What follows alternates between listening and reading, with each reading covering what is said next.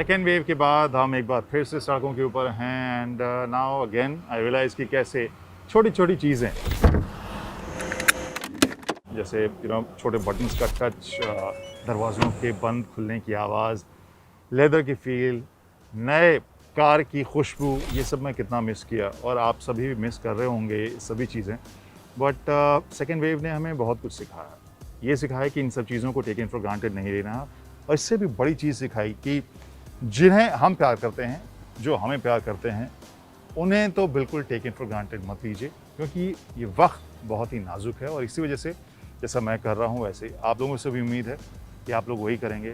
Double mask पहनेंगे, जहाँ आपको स्लॉट मिलेगा तुरंत वैक्सीन लगवाएंगे, कोई कोताही नहीं बरतेंगे, क्योंकि जैसा मैंने कहा चीज़ें तो चीज़ें हैं, लेकिन जो इंसान हमारे लाइफ में बेशकीमती हैं उनका तो ध्यान रखना बहुत ज़रूरी है, जिससे कि ये जो सिलसिला आज हम शुरू कर रहे हैं रिव्यूज़ का, वो जारी रहे। अब अगले दूसरे तीसरे चौथे वेव से वो डिस्टर्ब ना हो। तो गाइस नमस्कार, times drive family, I am क्रांति संभव। Let's start the story of Hyundai Alcazar। Entry के वक्त तो मेरे पीठ में ये हिस्सा नहीं लगा। पेपी ये कार ज़रूर फील होती है, छोटी, कॉम्पैक्ट और हल्की लगती है। तो सेकेंड वेव से पहले इसके फर्स्ट लुक को आपने देखा था, उसके बाद हम इसके फर्स्ट ड्राइव पर आपको लेकर जाएंगे। तो ये वो 6-7 सीटर एसयूवी है जो Hyundai पुकार रही है जिसे, जो अभी लॉन्च हुई है। हेक्टर प्लस सफारी XUV 500 जो आने वाले टाइम में 700 के तौर पर लॉन्च होगी, उस वाले सेगमेंट में जहां पर Hyundai नदारत थी। तो शुरू में हमने देखा था जब ये आई थी, बहुत सारे जो रिएक्शन ये थे, अच्छा ये तो क्रेटा का ही एक बड़ा वर्जन है। तो अब Hyundai ने पहली बार जो प्रेजेंटेशन हमने देखा उसमें प्रॉपरली उन्होंने एक लिस्ट बना के भेजा कि किस तरह से ये क्रेटा से अलग है। तो वो सब हम आपको बताएंगे, लेकिन ये भी बताएंगे कि 6-7 सीटर होने का इसका मतलब क्या है, क्या यूटिलिटी है, और इस सेगमेंट में जो बाकी गाड़ियां हैं उससे बेटर ये महसूस हो रही है या नहीं। Let's start this story. Alcazar Creta से बड़ी है और डिमेंशंस के बारे में और भी जानकारी हमने अपनी पिछली स्टोरी में शेयर किए थे, लेकिन इस बार टेस्ट ड्राइव्स ठीक पहले Hyundai ने कुछ और डिटेल्स हमारे साथ शेयर किए, एक लिस्ट शेयर की, सो दैट बेटर अंडरस्टैंडिंग हो क्रेटा और अल्काज़ार के कंपैरिजन में। अब यहाँ पर लेंथ की बात करें तो यहाँ पर 200 mm का इंक्रीमेंट है। हाइट क्रेटा से लगभग 40 mm ऊंची है अल्काज़ार। व्हील बेस अब 150 mm ज़्यादा है, जो इस सेगमेंट में सबसे लंबा व्हील बेस बनाता है। ग्राउंड क्लियरेंस में 10 mm का इंक्रीमेंट देखने को मिला है, विच इज़ 200 mm नाउ, और व्हील साइज 18 इंच है। वहीं डिज़ाइन एलिमेंट्स की बात करें तो जो फ्रंट ग्रिल है वो आपको थोड़े फ्रेशनेस की झलक दिखाएगा। स्किड प्लेट एक डिस्टिंक्टिव एलिमेंट इसमें ज़रूर देखने को मिल रहा है। फॉग लैम्प का डिज़ाइन और क्रोम गार्निश वो भी आपको नए तरीके का इसमें देखने को मिलेगा। लाइट्स की बात करें तो पिछले हिस्से में भी जो नए LED टेल लैंप्स हैं, जो उनका डिज़ाइन है, पूरा क्लस्टर है, बम्पर्स जो हैं वो सब आपको नए देखने को मिलेंगे, तो वहाँ पर आपको थोड़ा सा बदलाव दिखेगा। वैसे आपको बताएं कि साइड से आप देखें तो गाड़ी आपको अलग नई सी दिखेगी, बिकॉज यहाँ पर लेंथ भी बढ़ा है और रूफ का जो शेप है वो भी चेंज हुआ है। इंजन के हिसाब से एक पेट्रोल वर्जन जो है 2 लीटर वाला पेट्रोल इंजन, वो तो आपको बिल्कुल अलग मिलेगा अल्काज़ार में, लेकिन फीचर्स की जो लिस्ट है उसमें कुछ एक चीज़ें ऐसी हैं जो अभी अल्काज़ार में एक्सक्लूसिव हैं, जो क्रेटा में नहीं है। चाहे वो लाइन व्यू मॉनिटर हो, 360 डिग्री कैमरा हो, वो सब आपको इसमें देखने को मिलेगा। इंफोटेनमेंट स्क्रीन भी आपको 10.25 इंच की देखने को मिलेगी, और जो एम्बियंट लाइटिंग है उसमें 64 कलर्स का आपको ऑप्शन देखने को मिलेगा। वहीं एक और एलिमेंट जो अल्काज़ार में खास भी है और ऑब्वियसली क्रेटा में नहीं है, जो सेकेंड रो में वायरलेस चार्जिंग की सुविधा है, वो आपको इसमें देखने को मिल रही है।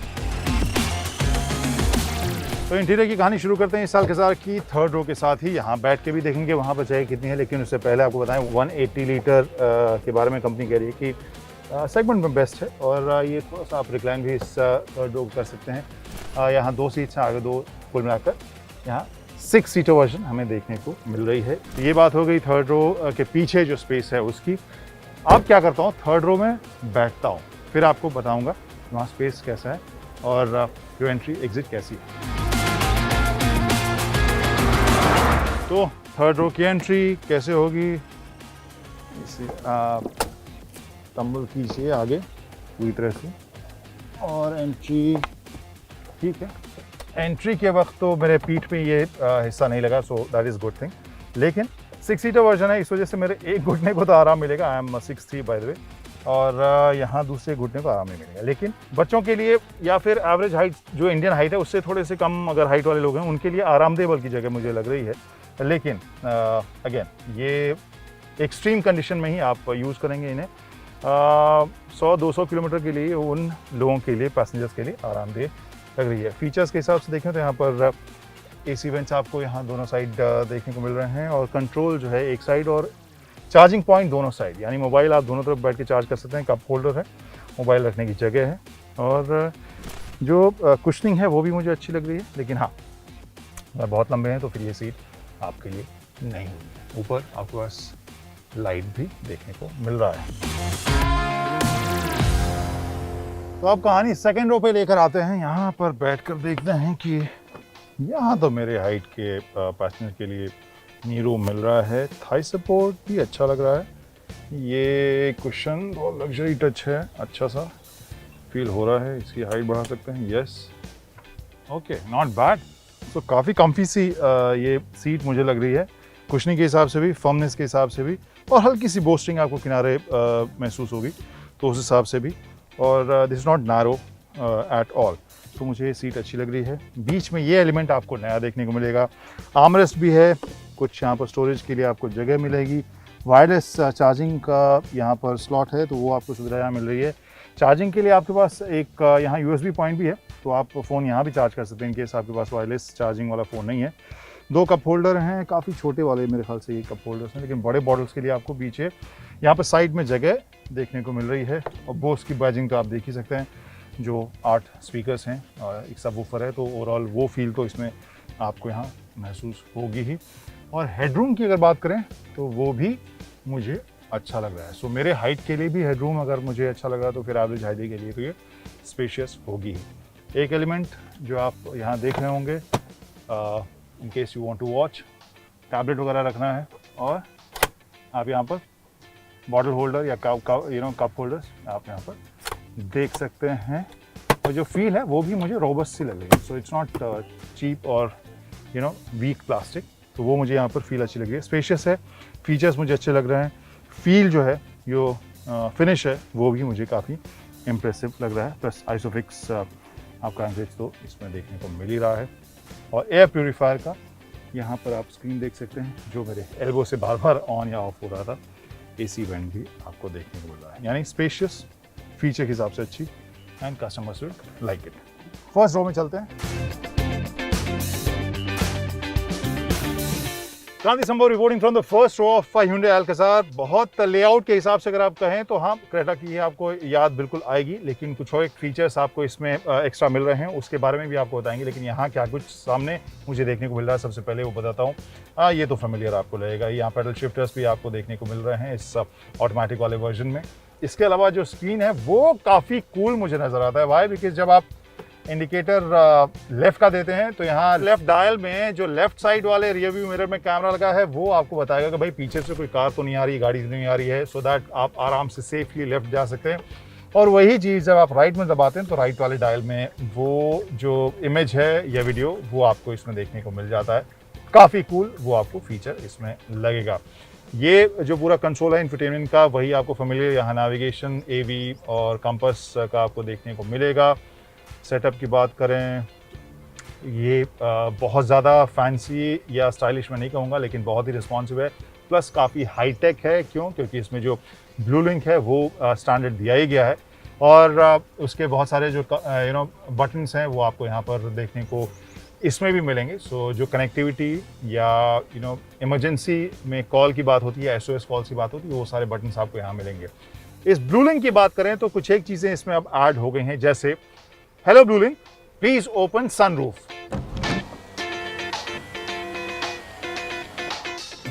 तो ये सनरूफ आप वॉइस कमांड से खोल सकते हैं। एक और चीज आप खोल सकते हैं वॉइस कमांड से, hello blue link please open driver side window. तो ये भी खुल रहा है। तो ओवरऑल पहले जो ब्लू लिंक के फीचर्स हम देख रहे हैं वॉइस कंट्रोल, उससे कुछ एक्स्ट्रा है। ऑलमोस्ट 60 फीचर्स आपको इसमें कनेक्टिविटी वाले देखने को मिल रहे हैं। तो ये सब फीचर्स आपको मिल गए। अब इसके नीचे क्लाइमेट कंट्रोल का आपको पूरा सेटअप मिलेगा। जो यहाँ 12 वोल्ट का पावर पॉइंट है, USB का एक पॉइंट है, चार्जिंग का एक USB वाला पॉइंट है। फिर आपके पास वायरलेस चार्जिंग के लिए यहाँ पर स्लॉट दिया गया है, पैनल दिया गया है। ऑटोमेटिक है तो यहाँ पर आपको ड्राइव और स्पोर्ट मोड दोनों वाला दिया गया है। और यहाँ पर इसमें जब आप चेंज करते हैं तो ये रेड या ऑरेंज में चेंज हो जाता है और अदरवाइज ब्लू में ये रहता है। Electronic parking brake, auto hold. और इसके अलावा यहाँ दोनों आप बटन देखिए। फिलहाल हम जिस वेदर में हैं उसके लिए तो बहुत ज़रूरी है वेंटिलेटेड सीट्स। यहाँ पर 360 डिग्री व्यू कैमरा भी जो बटन है वो आप यहाँ देख सकते हैं किस तरह से सिमुलेट करता है इमेज, लेफ्ट साइड, राइट, सारे कैमराज सेंसर्स को यूज़ करके। And it is pretty useful, practical, जो मैंने यूज़ किया है तभी मैं आपको बता रहा हूँ। कप होल्डर्स की जगह, सामान रखने की जगह, और ये जो पैनल है आर्मरेस्ट तो है ही, और इसके अलावा एयर प्यूरीफायर आपको देखने को मिलेगा। फील जो है वो काफ़ी प्रीमियम और सॉफ्ट टच वाली मिल रही है। ऊपर वाला हिस्सा उतना सॉफ्ट टच मैं नहीं कहूँगा, लेकिन हाँ ये बीच का हिस्सा जो है वो काफ़ी प्रीमियम भी फील हो रहा है। और सीट्स की बात करूँ तो इसकी कुशनिंग मुझे अच्छी लग रही है, और अभी तो ठंडा भी हो रहा है, तो दैट्स नाइस। बोल्स्टरिंग मुझे अच्छी लग रही है। So overall comfortable, feature rich and premium looking front seat. तो क्या बोलते हैं, ड्राइव करें? चलिए, let's go. Life is a test where you can find the best answer. Being yes, no, or X. Gotta learn from your steps, be better next. It's a thin line between failure and success. You either want okay guys, जो फिलहाल मैं चला रहा हूँ वो version है petrol वाला, और इसमें 2 लीटर का पेट्रोल इंजन लगा हुआ है। डीजल भी कोशिश करूँगा चलाने की, लेकिन फिलहाल इसके प्रदर्शन की बात करूँ तो मुझे इसका एक्सेलरेशन अच्छा लग रहा है। जो ट्रांसमिशन है वो भी मुझे इसका अच्छा लग रहा है। कुल मिलाकर पेपी ये कार ज़रूर फील होती है, स्पेशली स्पोर्ट्स मोड में मुझे काफ़ी ये मज़ेदार चुस्त कार लग रही है। स्पेशली अर्बन ट्रैफिक के लिए तो ये तेज़ तरार मुझे ये एक गाड़ी लग रही है। जो बिहेवियर पेट्रोल वाला है वर्जन का, उससे लगता नहीं कि हाँ ये 6-7 सीटर टाइप की गाड़ी है। छोटी, कॉम्पैक्ट और हल्की लगती है, हैंडलिंग के हिसाब से भी और वज़न की फील के हिसाब से भी। तो वो जो एक फील है वो मैंने देखा है कि इसे स्ट्रेट लाइन में हाईवे के ऊपर और हल्की चढ़ाई वाला हिस्सा था, वहाँ पे भी मैं इसे लेकर गया था, और वहाँ पर वो एक्सेलरेशन मुझे ठीक लगा। क्या ये अंडर पावर्ड है? नहीं, मुझे वहाँ पर इन तीनों सतहों के ऊपर अंडर पावर्ड तो नहीं लगी। focus on the goal till it get accomplished. Tunnel vision down the road. I don't see handling की बात करूं तो मैं कहूंगा कि काफ़ी सिटी सेंट्रिक, काफ़ी स्मूथ, और वो क्रेटा की भी अगर बात करूं वहाँ पे भी एक उसकी खासियत मुझे अलग से ज़रूर लगती थी कि जिस तरह की सेटिंग उसके सस्पेंशन की है, तो काफ़ी आरामदेह, काफ़ी स्मूथ और अच्छी पकड़ के साथ चलने वाली गाड़ी ये महसूस होती है। वहीं पर मैं इसे उबड़ खाबड़ मुश्किल रास्तों के ऊपर भी ले गया। अब है तो ये 2 व्हील ड्राइव और या एक शहरी एसयूवी कह सकते हैं, बट देखा कि मुश्किल रास्तों के ऊपर कैसे चलती है, तो वहाँ पर इसकी हैंडलिंग, इसकी पकड़ मुझे अच्छी लगी। संतुलन अच्छा लगा, जो बैलेंस था वो अच्छा था, और ओवरऑल जो फील थी वो लग रही थी कि हाँ गाड़ी बिल्कुल आपको कंट्रोल में महसूस होगी। हाँ, लेकिन उस मामले में कहें तो वज़न या जो एक फील एक आती है भारी भरकम एसयूवी की, वहाँ पर ये थोड़ी सी हल्की आपको फील होगी। तो वहाँ एक बार आप फिर से महसूस करेंगे कि हाँ एक शहरी एसयूवी ये ज़्यादा बेटर है। लेकिन ओवरऑल जो बैलेंस था मुझे अच्छा लगा मुश्किल रास्तों के ऊपर भी। responses 'cause I'm locked in, said I'm boxed in, then I'm boxed in. Leaving तो इंजन का जो फिगर है वो अच्छा लगा। जो शहरी ट्रैफिक में जिस तरीके से चुस्त तरीके से भागती है वो मुझे अच्छी लगी। मुश्किल रास्तों के ऊपर इसे ले जा सकते हैं, ऑब्वियसली वैसा इंजॉयबल मामला नहीं होगा, बट वहाँ पे भी हैंडलिंग तो इसकी अच्छी ज़रूर लग रही थी। बहुत एक्सट्रीम मैं ऑफ रोड में इसको ऑब्वियसली नहीं लेके गया था। जो ब्रेकिंग है हालांकि वो मुझे काफ़ी इंप्रेसिव लगी। Braking was something which I wanted to tell you और टॉक अबाउट मोर। काफ़ी स्मूथ, काफ़ी ग्रेजुअल और काफ़ी कॉन्फिडेंस देने वाली इसकी ब्रेकिंग मुझे अभी तक महसूस हो रही है। सो ये कहानी है पेट्रोल वर्जन की ड्राइव, हैंडलिंग और परफॉर्मेंस की। इसके अलावा अगर कोई पॉइंट आता है याद तो मैं फिर से करूँगा एक पीटीसी। ओके गाइस, वक्त आ गया है। बहुत हफ्तों से इस सवाल का हमने जवाब नहीं दिया कि बिंदु कहाँ विश्राम करती है, तो अब वक्त आ गया है कि उसका जवाब दिया जाए। लेकिन उससे पहले ये देखते हैं कि ये कार अल्कज़ार अपने सेगमेंट में प्राइस और इंजन स्पेक्स के हिसाब से कहाँ विश्राम करती है, फिर बात करते हैं।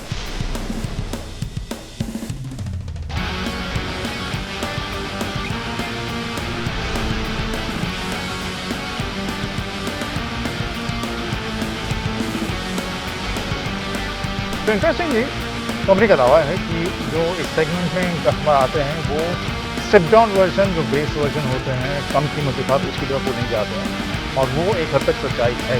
तो इस वजह से शुरुआती कीमत जो उसकी बेस वर्जन में जो कीमत है वो अट्रैक्टिव उसमें न लगे, लेकिन कंपनी का दावा है कि इस तरीके से उन्होंने लोड किया है अलग अलग फीचर्स के साथ इसे कस्टमर्स इससे खुश हैं और that's why they are booking this car 4,400 के बाद इसकी मिल गई है। But at the same time यहाँ पे सेगमेंट को देखें तो ये ज़रूर लगता है कि हाँ अगर आपको भारी भरकम और एक बहुत ही ऑफ रोडिंग या स्पेशियस ज़्यादा स्पेशियस अगर मैं चौड़ाई की बात करूँ ऊंचाई की बात करूँ उस हिसाब से अगर आपको गाड़ी चाहिए फिर उन दोनों की तरफ आप जाने की सोच सकते हैं। लेकिन प्रैक्टिकलिटी फंक्शनल 6-7 सीटर के हिसाब से अगर मैं शहरी इलाकों में चलने वाली गाड़ी की बात करूँ तो वहाँ पर ये अट्रैक्ट वो करेगी। तो प्राइस अभी ज़्यादा लग रहा है लेकिन अपना ब्रांडिंग की वजह से हो सकता है कि ज़्यादा कस्टमर्स को अट्रैक्ट करे। तो ये कहानी थी आज के साथ। Guys how do you like it, हमारे चैनल को सब्सक्राइब कीजिए और ये बताइए कि इस स्टोरी में ऐसा क्या था जो हम इम्प्रूव कर सकते हैं। फिलहाल अमित जो कैमरा के पीछे थे वो कैफी जो इसे प्रोड्यूस कर रहे हैं, चेतन जो इसे एडिट कर रहे हैं, इन सब की तरफ से मैं आप लोगों को थैंक यू बोलता हूँ। बाय अब